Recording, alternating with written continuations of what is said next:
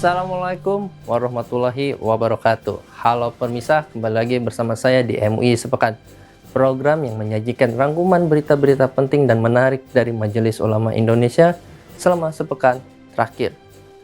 Bersama saya Ridho Muhammad Zaki. Segera kita simak MUI Sepekan selengkapnya hanya di MUI TV, rujukan umat inspirasi dunia.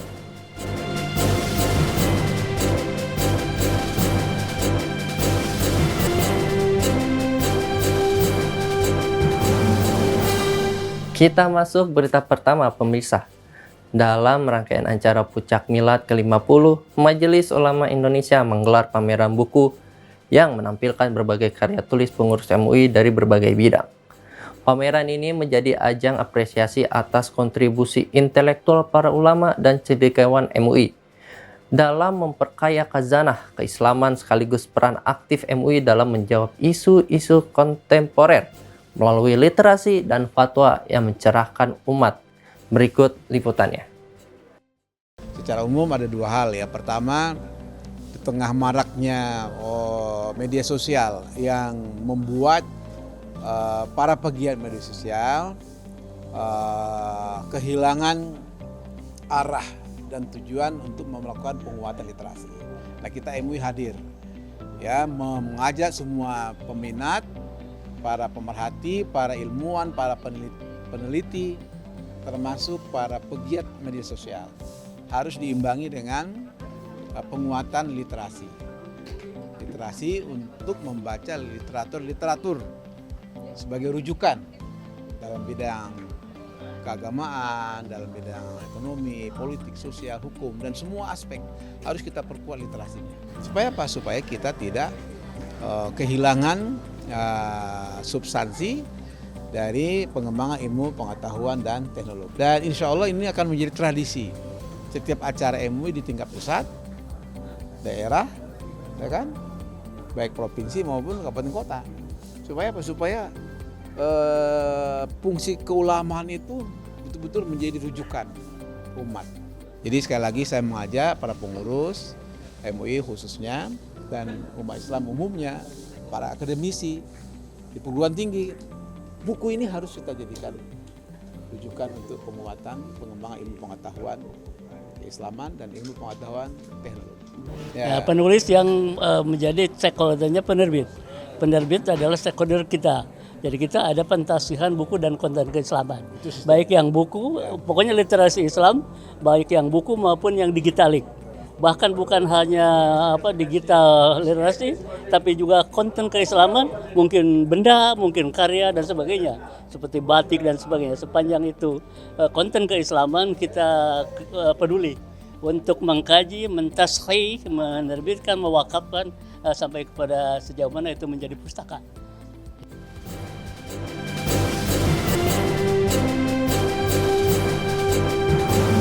Sahabat MUI TV, masih dalam rangkaian menyambut Milad Emas yang ke-50, Majelis Ulama Indonesia menggelar rapat koordinasi nasional dengan tujuan memperkuat konsolidasi organisasi dan sinergi antara komisi, lembaga, serta MUI daerah.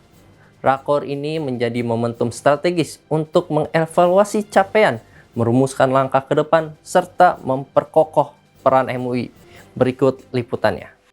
Yang baru saja kita laksanakan adalah rapat koordinasi Majelis Ulama Indonesia Provinsi se-Indonesia. Ini adalah bagian dari rangkaian acara Milad Majelis Ulama Indonesia yang ke-50. Dalam acara ini itu dilakukan pertama sosialisasi aturan-aturan baru yang mengikat seluruh Majelis Ulama Indonesia baik pusat ataupun daerah. Antara lain adalah peraturan organisasi tentang tata cara pemilihan pengurus. Nah, ini ada penambahan formatur dan tata cara pelaksanaannya itu disosialisasikan karena itu akan segera ditindaklanjuti atau dilaksanakan, dijalankan di MUI di setiap tingkatan. Yang kedua, kita juga melakukan koordinasi terkait dengan tata cara pengelolaan keuangan Majelis Ulama Indonesia.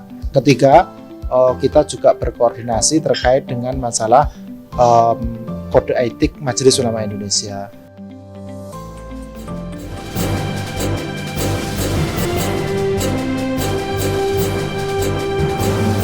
masuk berita selanjutnya.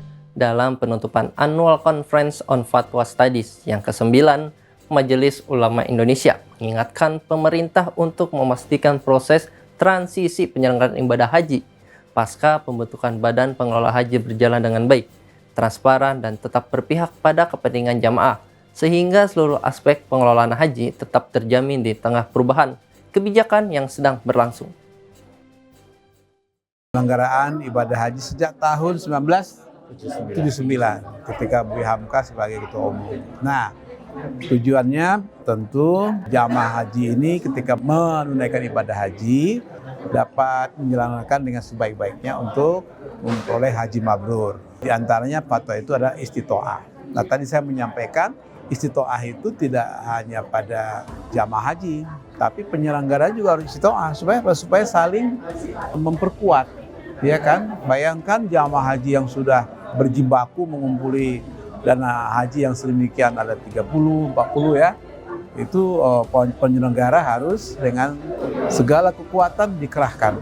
Poin yang kedua sekarang, di masa transisi penyelenggara ibadah haji dari Kementerian Agama ke Badan Penyelenggara Haji BPH ini, betul-betul saya ingin ingatkan pemerintah supaya tahapan-tahapan terutama dalam perubahan undang-undang haji ini ya, karena kewenangan MUI adalah soal menyangkut keagamaan, ini bisa kita lakukan sesuai dengan ekosistem keuangan haji yang tepat sasaran, tepat guna, dan pengelolaan keuangan haji yang secara akuntabel, transparan, dan sungguh-sungguh bisa dimanfaatkan oleh jamaah haji dan pemerintah Republik Indonesia.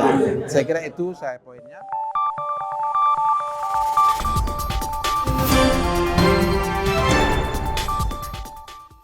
Yang paling relevan dengan BPKH adalah soal pengelolaan keuangan haji. Ini yang paling baru 2024 kemarin mengenai pengelolaan hasil investasi dari uang yang berasal dari calon jamaah haji dan dikelola oleh BPKH sebagai pemegang amanah secara legalnya kan, bagaimana manfaat dari pengembangan itu bisa didistribusikan secara berkeadilan dan juga proporsional kepada calon jamaah semata untuk kepentingan penyelenggaraan ibadah haji yang baik dan benar.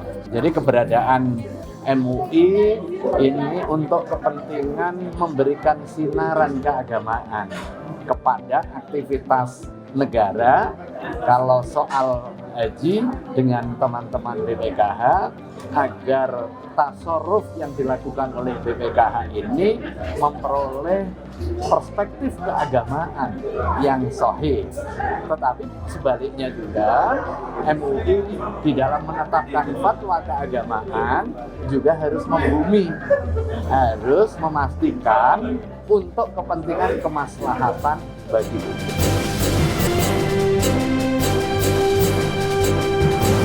Terkait bentrok antara Perjuangan Wali Songo Indonesia Laskar Sabilillah dengan Front Pembela Islam, Wakil Ketua Umum MUI Kiai Marsudi Syuhud menghimbau semua pihak untuk menahan diri dan mengedepankan ukhuwah Islamiyah. MUI menekankan pentingnya menyelesaikan perbedaan melalui dialog yang damai dan berlandaskan hukum, serta mengingatkan bahwa menjaga persatuan umat adalah kunci kestabilan sosial dan kekuatan bangsa di tengah tantangan yang semakin kompleks.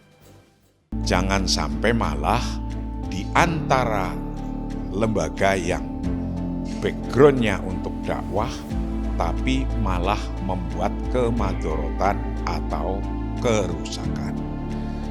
Diharapkan di antara berdua untuk segera melakukan suluh atau perdamaian, karena dua-duanya ketika melakukan kekerasan adalah akan membuat minimal image yang tidak baik.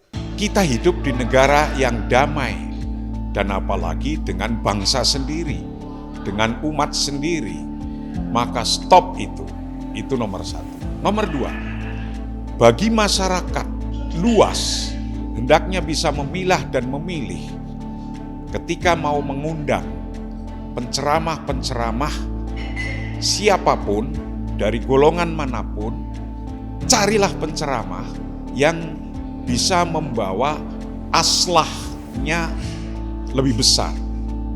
Dan mudah-mudahan kita sadari bersama-sama, bagi masyarakat yang mau mengundang, timbang dulu apakah ini nanti ada madorotnya atau tidak. Kalau ada madorotnya, stop. Lebih baik mengundang kiai atau habaib yang lainnya yang bisa membawa kedamaian, kemaslahatan, dan tidak membuat kerusakan.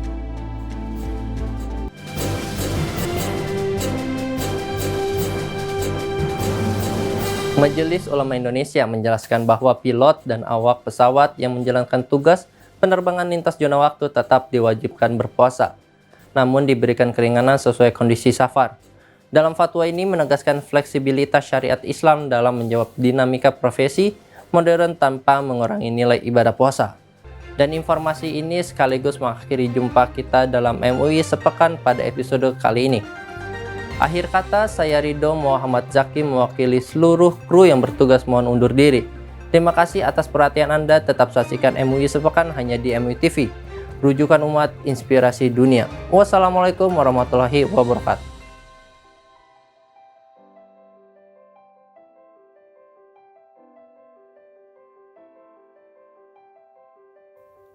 Halo Sobat Muslim, pernahkah kalian berpikir bagaimana ya seorang pilot menjalankan ibadah puasa saat sedang bertugas menerbangkan pesawat?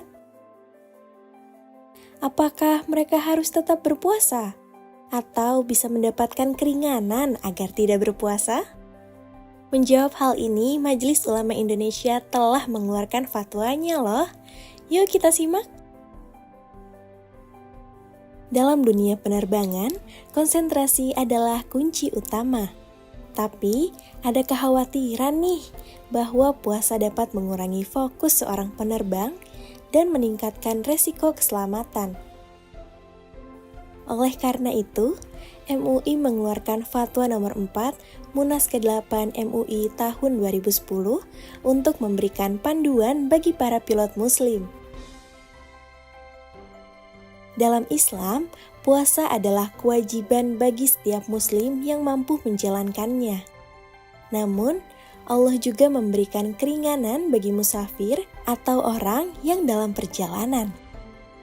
Lalu, bagaimana implementasi dari keringanan ini bagi para pilot yang bertugas?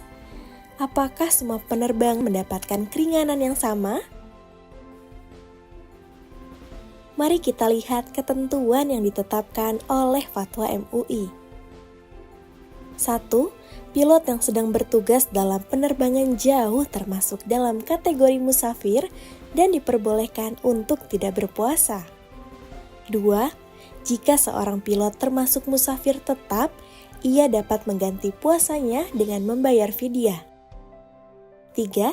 Jika seorang pilot termasuk musafir tidak tetap, maka ia wajib mengganti puasanya di lain hari. 4.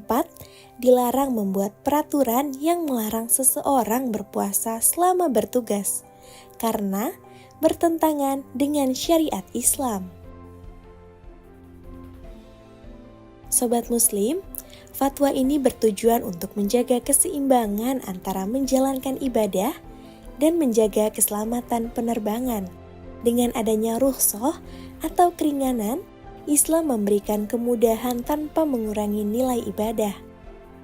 Jadi, jangan ragu untuk menjalankan ibadah dengan penuh keikhlasan. Bagi pilot yang harus bertugas, ada solusi yang tetap sesuai dengan syariat Islam. Semoga informasi ini bermanfaat dan menambah wawasan kita tentang fleksibilitas ajaran Islam. Wallahu a'lam bishawab.